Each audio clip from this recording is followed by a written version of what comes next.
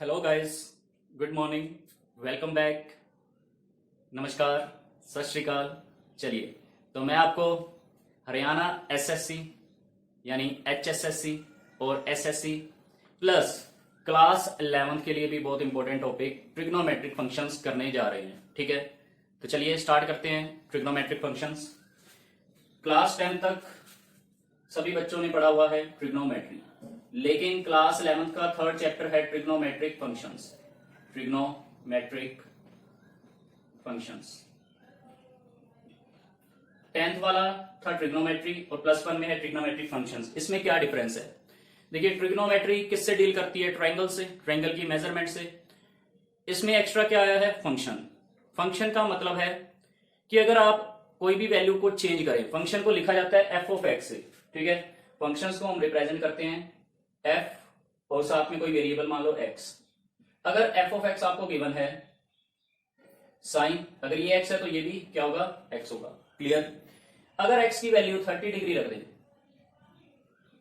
तो आपको पता है 30 क्या हो जाएगा? एक्स की वैल्यू यहां 30 पुट करेंगे तो साइन 30 कितना आ जाएगा? 1/2। क्लियर? इसी तरह अगर एक्स की वैल्यू 0 रखें तो एफ ऑफ 0 यानी साइन 0, तो साइन 0 0 होता है। तो आपने यहां से क्या एक बात नोटिस की कि अगर हम x की वैल्यू चेंज कर रहे हैं तो फंक्शन की वैल्यू चेंज हो रही है। क्लियर? तो यही है ट्रिग्नोमेट्रिक फंक्शंस कि on changing the value of x, value of function changes, value of trigonometric function changes. Trigonometry के साथ फंक्शन लगाए मतलब हम ट्रिग्नोमेट्रिक की रेशियोज में ये फंक्शंस लगाएंगे। फिलहाल आपको डेफिनेशन समझ आई होगी, सिर्फ इतना ही आपके लिए इंपॉर्टेंट है। ठीक है, अभी तक तो जो क्लास 11 की फर्स्ट एक्सरसाइज है उसके लिए जो इंपॉर्टेंट है आज हम वो करेंगे, यानी कि बिल्कुल हम बेसिक से करने जा रहे हैं, इंट्रोडक्शन से। तो बिल्कुल इंट्रोडक्शन रहेगी इस वीडियो में। तो इंट्रोडक्शन स्टार्ट करते हैं। ट्रिग्नोमेट्रिक फंक्शंस के बारे में मैंने आपको बताया। अब हम बात करते हैं एंगल्स के बारे में। ठीक है, देखिए ये एक लाइन है, इस लाइन को आप एक्स एक्सिस बोलते थे जो हॉरिजॉन्टल लाइन होती थी, और जो खड़ी हुई लाइन होती थी यानी वर्टिकल लाइन होती है उसे बोलते हैं वाई एक्सिस। ठीक है, लेकिन आज के बाद इसे हम बोलेंगे बेस लाइन। क्या बोलेंगे? Base line. क्लियर? मान लो यहां से ये एक लाइन हमने ड्रॉ की। ठीक है, इस लाइन को बोलते हैं terminal line. Terminal line. Clear? और ये जो एंगल होगा ये होगा थीटा, और कैसा थीटा होगा? ये प्लस थीटा होगा। अब प्लस क्यों है, ये माइनस क्यों नहीं है? देखिए, बेस लाइन से जब भी आप कोई एंगल फाइंड करना चाहते हो टर्मिनल लाइन के साथ, बेस लाइन किसके साथ एंगल बना रही है? टर्मिनल लाइन के साथ। अगर बेस लाइन टर्मिनल लाइन के साथ जो भी एंगल बना रही है और टर्मिनल लाइन अगर बेस लाइन से एंटी क्लॉकवाइज जा रही है, आप देख पा रहे हो बेस लाइन ये एंटी क्लॉकवाइज मतलब ऐसे घूमती जा रही है। मान लो टर्मिनल लाइन पहले ऐसे हो, फिर इस तरह आई हो, इस तरह ये आगे टर्मिनल लाइन इस तरह रोटेट करेगी। तो ये कौन सी डायरेक्शन होती है? इस तरह ये डायरेक्शन होती है एंटी क्लॉकवाइज। तो आपको एक बात याद रखनी है कि एंटी क्लॉकवाइज में जो थीटा होगा, जो थीटा होगा वो पॉजिटिव होगा। ठीक है, क्या होगा? पॉजिटिव। इसी तरह अगर टर्मिनल लाइन नीचे की ओर ड्रॉ की जाती, ठीक है, ये बेस लाइन, ये टर्मिनल लाइन अगर नीचे ड्रॉ करते और ये पता हो कि ये लाइन यहां से इधर आई है, यानी कि इसका एरो इस तरह है। ठीक है, एरो शुड बी देयर, क्योंकि ये लाइन इस तरह भी तो आ सकती है। अगर इस तरह ये लाइन घूमकर आई है तो ये प्लस ही रहेगी, लेकिन अगर ये इस तरह आई है तो ये क्या होगा? माइनस का थीटा। क्यों? क्योंकि ये किस डायरेक्शन में आ रही है? क्लॉकवाइज। तो क्लॉकवाइज में हम एंगल को लेते हैं नेगेटिव। क्लियर है इतनी बात? तो इतना नोट करेंगे। क्लियर? मान लो ये 30 डिग्री है तो ये प्लस का 30 आ जाएगा, ये 45 है तो ये माइनस का 45 डिग्री आ जाएगा। क्लियर है इतनी बात? चलें आगे। चलिए, तो इसे नोट कर लिया होगा। चलिए, बेस लाइन के बारे में पता चला, टर्मिनल लाइन के बारे में पता चला, और एंगल के बारे में पता चला कि अगर एंटी क्लॉकवाइज एंगल बन रहा है तो वो हम लेते हैं पॉजिटिव, और अगर क्लॉकवाइज चल रहा है तो वो हम लेते हैं क्या? नेगेटिव। क्लियर? चलिए, तो अब मैं आपको बताने वाला हूं कुछ फैक्ट्स। देखिए, अगर ये एक बेस लाइन है, ये B A S C B L यानी बेस लाइन है। चलिए पूरा लिख देते हैं, बेस लाइन है ये। क्लियर? अगर टर्मिनल लाइन टर्मिनल लाइन इस तरह पूरा रोटेट करके यहीं पर वापस आ जाए, यानी कि ये जो टर्मिनल लाइन टीएल से लिख रहा हूं मैं इसे, बेस लाइन को हम शॉर्ट में बीएल लिख देते हैं, ठीक है। अगर टर्मिनल लाइन ये जो थीटा है ये पूरा घूमकर इस तरह आ जाए तो ये कितना डिग्री रोटेट कर जाएगा, यानी कि बेस लाइन के ऊपर ही टर्मिनल लाइन आ गई है, बेस लाइन के ऊपर ही क्या आ चुकी है, टर्मिनल लाइन। यानी कि अगर बेस लाइन और टर्मिनल लाइन आपस में ओवरलैप कर जाएं, ठीक है, बेस लाइन और टर्मिनल लाइंस अगर आपस में ओवरलैप कर जाती हैं तो एंगल बनता है 360 डिग्री, और ये इस तरह से ही आएगी, यानी कि कौन सी डायरेक्शन से ये आई है, एंटी क्लॉकवाइज, तो प्लस का 360 डिग्री लेंगे। क्लियर, चलिए इतना करेंगे नोट। सेकेंड केस, अगर टर्मिनल लाइन बेस लाइन के ऑपोजिट हो जाए, जैसे अगर ये बेस लाइन है, ठीक है, टर्मिनल लाइन, ये टर्मिनल लाइन थी, ये पूरा रोटेट करके बिल्कुल इसके ऑपोजिट आ जाए, ठीक है, ये टर्मिनल लाइन इस तरह बिल्कुल इसके ऑपोजिट हो गई। क्लियर, तो स्ट्रेट लाइन बन गई, तो यहां पर थीटा प्लस का क्या होगा 180 डिग्री। अगर ये इस तरह से आई है, तो अगर टर्मिनल लाइन इस तरह से रोटेट करके आई होती तो क्या होता, माइनस का 180 डिग्री। क्लियर है ये बात, ठीक है। चलिए इतना नोट करेंगे आप, नेक्स्ट टॉपिक की ओर बढ़ते हैं फिर हम। चलिए नेक्स्ट आपको एंगल्स के बारे में ही अभी मैं बता रहा था, तो नेक्स्ट टॉपिक है डिग्री मेजर, तो निकालनी पड़ेगी, तो इतना अच्छी तरह से आप नोट करें। नेक्स्ट टॉपिक है हमारा डिग्री मेजर।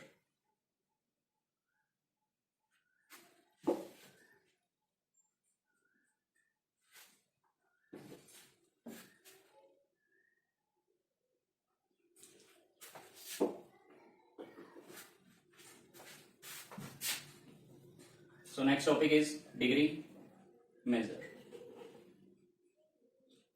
देखिए आप सभी को पता होगा 1 डिग्री में 60 मिनट्स होते हैं, 1 डिग्री में 60 मिनट्स होते हैं, डैश का मतलब है मिनट, ठीक है, तो आप इसे नोट कर सकते हैं, 1 degree is how much 60 minutes, okay. इसी तरह अगर 1 डिग्री 60 मिनट है तो 1 मिनट यानी 1 मिनट इस तरह लिखेंगे, 1 मिनट में कितने सेकंड्स होते हैं, सभी को पता है 60 सेकंड्स, तो सेकंड्स को डोनेट करते हैं, डिनोट करते हैं, डोनेट नहीं डिनोट करते हैं 2 ब्लैंक से, ठीक है, 2 डैश से, तो 1 minute is equal to 60 seconds, ठीक है। चलिए तो इतना नोट करेंगे। तो ये है थीटा को मेजर करने के लिए एक हम डिग्री मेजर यूज करते हैं, जो मैंने अभी आपको बताया, 1 डिग्री इसके इक्वल 60 मिनट के और 1 मिनट 60 सेकंड्स के। चलिए नेक्स्ट है एंगल को मेजर करने के लिए रेडियन मेजर, ये सभी के लिए न्यू होगा रेडियन, जो 10 से +1 में स्विच हुए हैं अभी। तो रेडियन को निकालने के लिए हम फॉर्मूला यूज करते हैं, theta is equal to L upon R। अब L क्या है और R क्या है, देखिए radian major,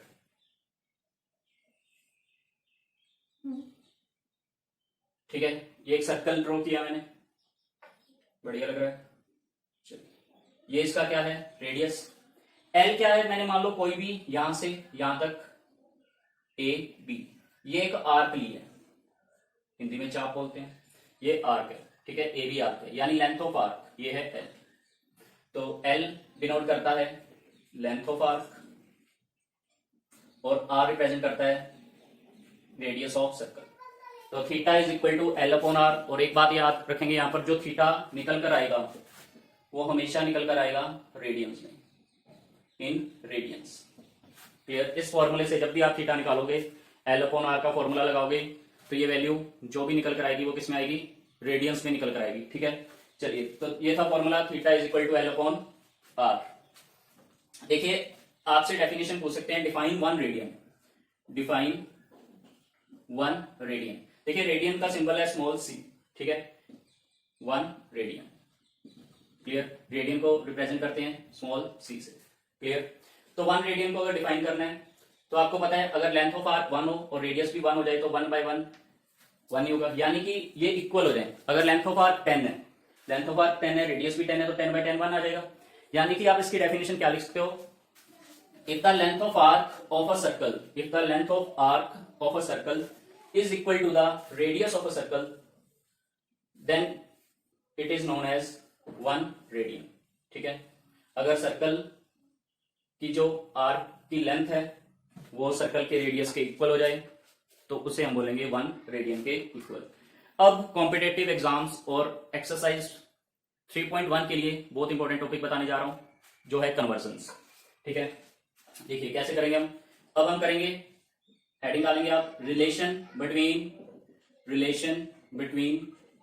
degree and radian measures, relation between degree and radian measures. Clear. तो डिग्री और रेडियन मेजर के बीच क्या रिलेशन है, तो हम रेडियन का फॉर्मूला हमने अभी नोट किया, हमने अभी पढ़ा इसका, theta is equal to L/R। L क्या था, लेंथ ऑफ आर्क। अगर मान लो मैं कंप्लीट सर्कल लेता हूं तो लेंथ ऑफ आर्क क्या होगी, सर्कमफेरेंस के इक्वल होगी। कैसे, मान लो मैंने अभी तो ये लेंथ ली थी, अगर ये मैं पूरी ही आर्क ले लूं तो ये कंप्लीट सर्कल बन जाएगा, और कंप्लीट सर्कल का ये क्या होगा, सर्कमफेरेंस। क्लियर। और हमें पता है सर्कमफेरेंस क्या होता है सर्कल का, 2πr। सर्कमफेरेंस को हिंदी बोलते हैं परिधि, तो सर्कमफेरेंस हो जाएगा 2πr। यहां पर हम वैल्यू रखेंगे 2πr अपॉन r, तो थीटा कितना आया 2π। क्लियर, इतनी बात क्लियर। थीटा कितना आ चुका है 2π की। बट अगर हमने कंप्लीट सर्कल लिया है, अगर हमने कंप्लीट सर्कल लिया है, बट अ कंप्लीट सर्कल, अगर कंप्लीट सर्कल ये रिवॉल्व किया तो कितना डिग्री चलागा, makes an angle of 360 degree, makes an angle of theta is equal to 360 degree. तो ये डिग्री में हो गया, ये पाई में मतलब रेडियन में, तो थीटा की वैल्यू हम 360 रखेंगे, तो 360 इज इक्वल टू 2π रेडियन। ये जो वैल्यू निकल कर आती है याद रखें रेडियन में आती है, थीटा इक्वल टू L/R। इस फॉर्मूले से मैंने आपको बताया रेडियन में आता है ये वैल्यू। तो 360 degree is equal to 2π radian, तो 1π रेडियन की वैल्यू क्या आ जाएगी, 360 को 2 से डिवाइड करेंगे, क्या आ जाएगा 180 डिग्री। तो ये रिलेशन है। आप हमेशा पाई की वैल्यू कितनी लेते हो, 180 डिग्री। वो किससे आती है, इस तरीके से आती है। ठीक है, बेसिक्स जरूर आने चाहिए तो ये हमेशा याद रहते हैं। तो 1π radian is equal to 180 degree. Clear. और अगर यहीं से हमें 1 डिग्री की वैल्यू निकालनी हो तो 1 डिग्री कितने के बराबर आ जाएगा, पाई अपॉन 180। ठीक है, तो ये 1 डिग्री की वैल्यू आ जाएगी। क्लियर। मान लो आपको 5 डिग्री की वैल्यू पुट करनी है तो 5 से इसे मल्टीप्लाई कर देंगे। क्लियर, वो भी मैं आपको लिखवाता हूं। तो इतना आप नोट करेंगे अच्छी तरह से, प्रॉपर नोट्स बनाएं, साथ साथ नोटबुक और पेन रखें अपने पास। नोटबुक पेन नहीं है, कहीं ट्रैवल कर रहे तो स्क्रीनशॉट ले सकते हो। चलिए, अच्छा यही होगा कि नोट्स बनाएं। ठीक है, नोट्स बन जाएंगे तो उन्हें बार बार रिवाइज कर सकते हो। अब देखिए यहां से क्या फैक्ट निकला कि अगर आपको डिग्री में कन्वर्ट करना है और अगर आपको रेडियन में कन्वर्ट करना है, ठीक है, आपको रेडियन में दिया है, आपको डिग्री में कन्वर्ट करना है। ठीक है, तो आप क्या करोगे, जो रेडियन की वैल्यू गिवन होगी, रेडियन को क्या कर दो, अगर आपको डिग्री में कन्वर्ट करना है तो आप क्या कर दोगे, डिग्री का फॉर्मूला क्या होगा, रेडियन मल्टीप्लाई 180 अपॉन पाई हो जाएगा। लास्ट में हमने अभी बनाया था ये रिलेशन।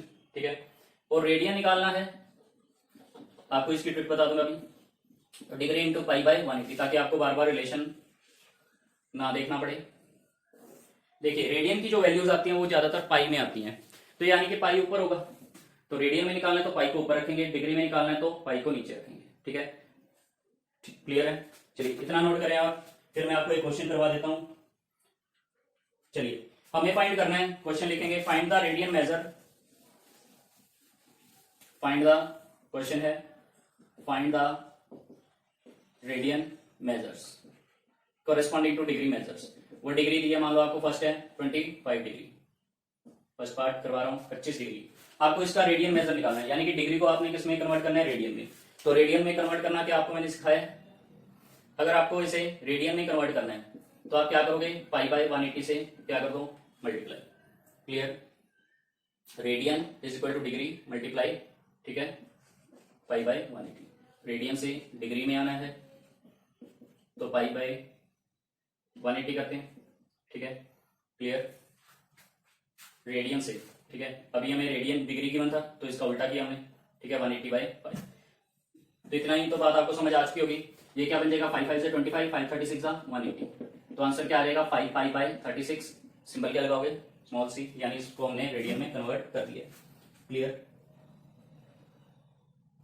चलिए नेक्स्ट क्वेश्चन देखते हैं। नेक्स्ट क्वेश्चन आपकी बुक से लिया है 240 डिग्री।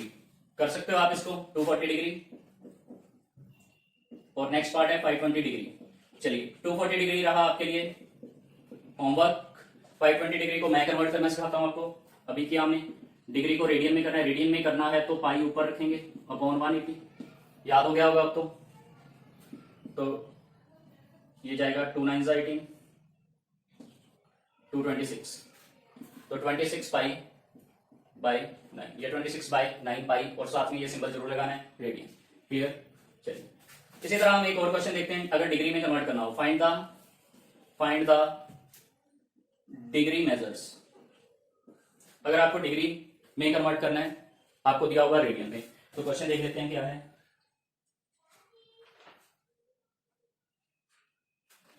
क्वेश्चन है 5π/3 और एक क्वेश्चन है 7π/6। आपको इस रेडियन को कन्वर्ट करना है डिग्री में।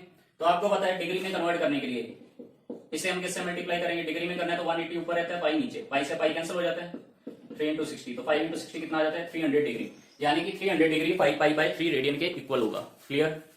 इसी तरह 7π/6 रेडियन की वैल्यू भी आप निकाल सकते हो। क्या करोगे, 180/π से मल्टीप्लाई, पाई से पाई कैंसिल, 6 × 30। तो ये क्या आ जाएगा, 7 × 30 210। क्लियर। तो गाइस ये थी बेसिक इंट्रोडक्शन वीडियो जिससे आप फर्स्ट एक्सरसाइज कर पाएंगे। तो इसके बाद मैं आपको करवाने जा रहा हूँ फर्स्ट एक्सरसाइज। तो पहले आप इंट्रोडक्शन के अच्छी तरह से नोट्स बनाकर रखें, फिर हम मिलते हैं अपनी नेक्स्ट वीडियो में जिसमें मैं आपको 3.1 करवाऊंगा। So keep studying guys, thank you, take care.